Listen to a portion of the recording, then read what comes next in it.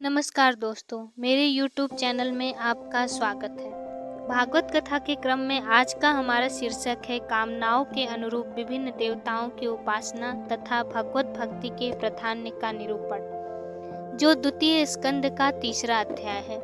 कथा आरंभ करने से पूर्व मेरा आपसे निवेदन है कि कृपया मेरे चैनल को सब्सक्राइब कर दें और साथ ही बेल आइकन को भी दबा दें ताकि आगे की कथा आपको बिना किसी अवरोध के मिलती रहे।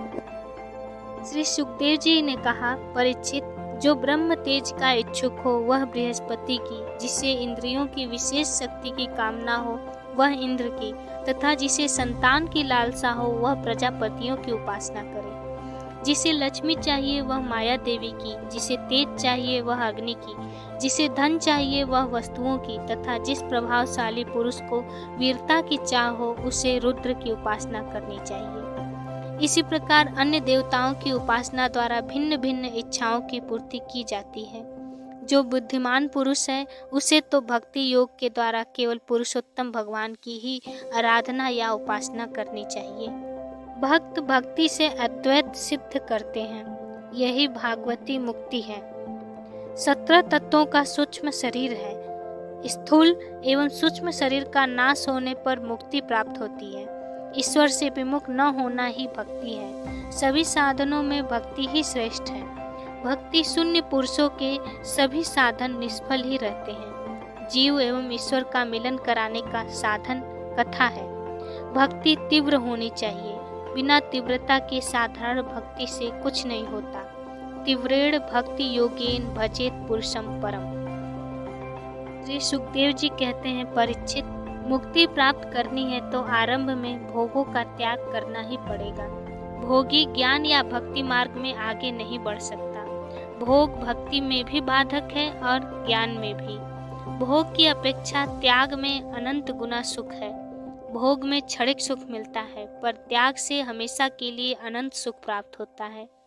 भोग से शांति नहीं मिलती, त्याग से शांति मिलती है। राजन, धीरे धीरे संयम का पालन करो। श्री कृष्ण का सतत ध्यान धारण करना ही मनुष्य का परम कर्तव्य है। जो ईश्वर में तन्मय होता है मुक्ति उसे ही मिलती है। राजन, उसी का जीवन सफल है जिसे दूसरी बार माता के गर्भ में जाने का अवसर न मिले। गर्भावास नरकवास है। सुखदेव जी ने राजा जनक के राजगृह में विद्या सीखने के लिए गए। विद्याभ्यास समाप्त हुआ। सुखदेव जी गुरु दक्षिणा देने की इच्छा प्रकट की। राजा जनक ने गुरु दक्षिणा के रूप में निरुपयोगी वस्तु मांगी। सोचते सोचते सुखदेव जी ने पाया कि यह देहाभिमान ही निरुपयोगी है। सुखदेव जी ने राजा जनक से कहा, मैं अपने देहाभिमान को गुरु दक्षिणा में अर्पित करता हूँ। यह सुनकर राजा जनक ने सुखदेव जी से कहा, अब तुम कृतार्थ हो गए हो। श्री सुखदेव जी ने देहाभिमान छोड़ दिया। देहाभिमान न होने के कारण ही उन्होंने मंगलाचरण नहीं किया। श्री सुखदेव जी ने परीक्षित को भागवत का पूरा सार बतलाया। फिर उसके बाद तो राजा परीक्षित का मन विषय की ओर न चला जाए, इसलिए सभी चरित्र कहे गए। श्री सुखदेव जी स्तुति करते हैं, जो महान भक्त वत्सल हैं और हठ पूर्वक भक्तिहीन साधना वाले मनुष्य जिसकी छाया का भी स्पर्श नहीं कर सकते, जिसके समान भी किसी का ऐश्वर्य नहीं हो, फिर भी अधिक तो कैसे हो सकेगा।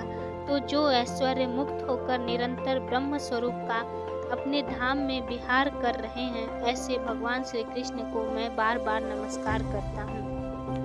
तो सुखदेव जी की इसी स्तुति के साथ यह अध्याय समाप्त होता है। अब आगे की कथा अगले वीडियो में। धन्यवाद।